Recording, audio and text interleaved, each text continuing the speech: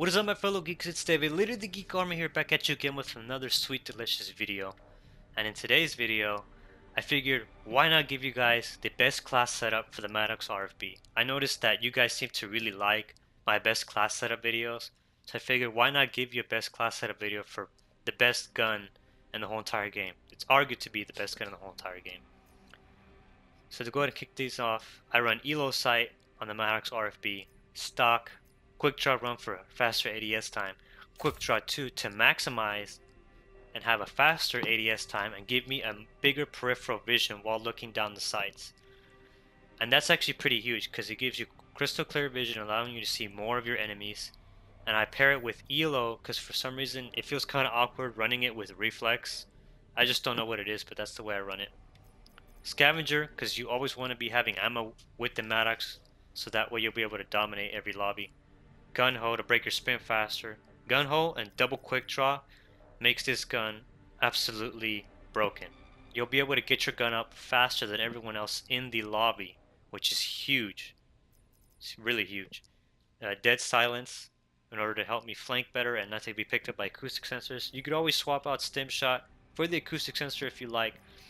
And I know you're probably wondering, why am I not running Fast Max 1 or Fast Max 2? Well, I kind of want to keep my perks, and I prioritized Quick Draw 2 over Fast Mags just because it provides more benefits.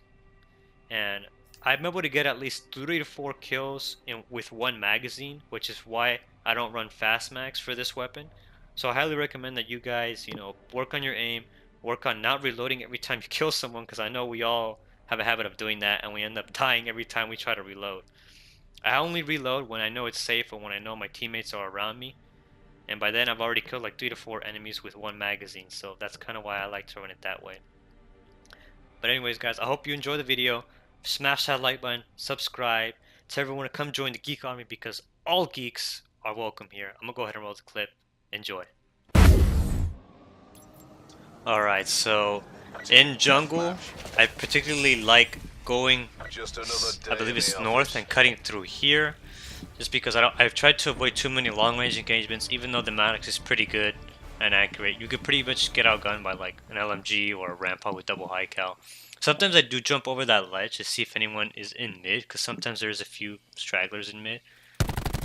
I always check, I would just call this the camping sniper's nest. I always check to see if people are there, because there's always somebody there. And right there, I kind of panicked and I hit the reload button when I wasn't supposed to, which is kind of why I died. As you saw, I canceled the reload, but unfortunately somebody ran behind me. And so that guy was cutting through. I managed to take out him and his teammate. Notice how it says shattered? So what I like about that gun hole and double quick draw is that I'm able to get up and put bullets faster into my enemy than they can to me, which definitely helps with people who run armor. Because I don't know what it is, but armor is so popular in this game that it just makes me want to punch myself, to be quite honest with you. So when I'm not running weapons that have FMJ, I'm running the Maddox with the high fire rate on it. I do not recommend running Echo Fire on this. It actually used to be really good with Echo Fire. It used to fire really quickly, even though you couldn't really take out people from mid to long range too much just because it was pretty inaccurate. It was really great at up close, but they've nerfed Echo Fire to the point where it's not good anymore.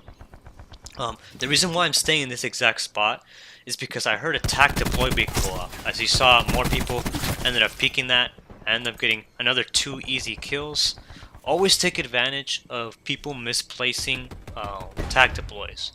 That one might not be necessarily misplaced, it's just people kept running down there, peeking it, knowing that I was going to be there holding a line of sight down, which is on them.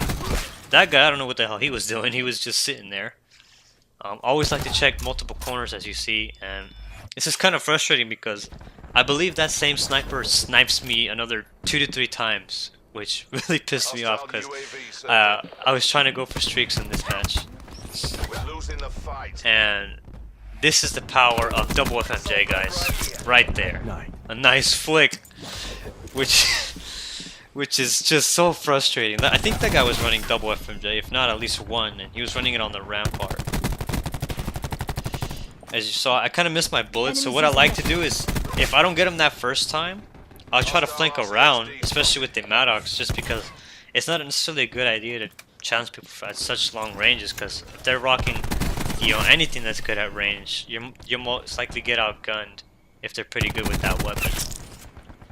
I always like to keep an eye on my, I guess you could say my HUD, you know, my UAV, you know, the map, whatever, just to see where people are kind of spawning.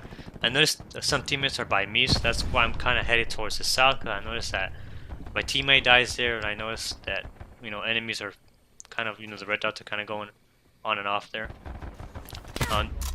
See, as you can see, the same sniper sniped me. He was kind of just waiting for me. That was a good job on his part for holding that line of sight down. And always, guys, always jump shot as much as you can, especially with the Maddox. It really helps. And the reload time isn't too bad on the Maddox at all, just without fast mags. It's actually relatively quick. I pull up my Annihilator because I hear the spawn beacon that Seraph put down. I take out 2 enemies, hit another 2, and the spawn beacon was actually right there, which allowed me to get 4 easy kills. That was a mistake again by their Seraph, putting it there while I was able to pull up my Annihilator and get 4 easy kills. I would definitely say though that depending on your playstyle, I would say the Tempest is better than the Annihilator, just because you can chain multiple enemies. I just like Seraph because I'm able to control where my teammates spawn. If I ever need of help, put that spawn beacon down, they can back me up. Or if I don't want spawns to flip, I'll go ahead and put that tac deploy beacon down, so that way I can be able to spawn trap a lot easier. So I immediately get my drone squad. I'm running the drone squad, sniper assist, and strike team. I quickly check the leaderboards to see where I'm at. By the way, this guy says it's a tight game. Even though I'm getting a lot of kills, I notice after checking that leaderboard that I'm practically carrying the team. So I notice I have to work extremely hard if we're going to want to win this match. As you can see, I kind of check a lot of corners. Not necessarily to fire, but just to kind of give me an idea of where my team's spawning. I call in my sniper list. I notice that there's at least 2 targets in front of me. I go ahead and push forward because I know that my teammate is also pushing forward, and I got my drone squad to back me up. I notice someone's on the ledge, fire, he's already taken out by my team. I go ahead and take out this guy, and I go ahead and reload, and I immediately die right here, but one of the reasons why I pushed immediately just to get at least a kill was because I knew it was going to be enough to drop a strike team. I wasn't really going for a nuke, I was mainly just trying to just win us the game. So I called in all my streaks. At this point, I'm really hoping that my strike team and my sniper's nest, you know, kick in and take out a lot of the enemies for me. As you saw, as soon as I jumped over the bridge, my sniper's nest came in and sniped the guy, and I think it even sniped the dog that was right there, because that dog was trying to kill me and it immediately just died. I always like to check this particular part, like I said, just to see if anyone's camping up here or holding a line of sight. It also gives a great field of view of the map jungle. And I kind of just noticed that no one's really spawning over here on my side, so I figure there's probably a good amount of people over here. And by that time, the match has already ended. I did pretty good, 42-5, and we ended up coming back pretty hard. But anyways, guys, that's the end of the video. If you liked it, please leave a like, subscribe, share, tell everyone to come join the Geek Army, because this is a place where all geeks can come and feel comfortable. I'll go ahead and see you guys in the next video. Peace out.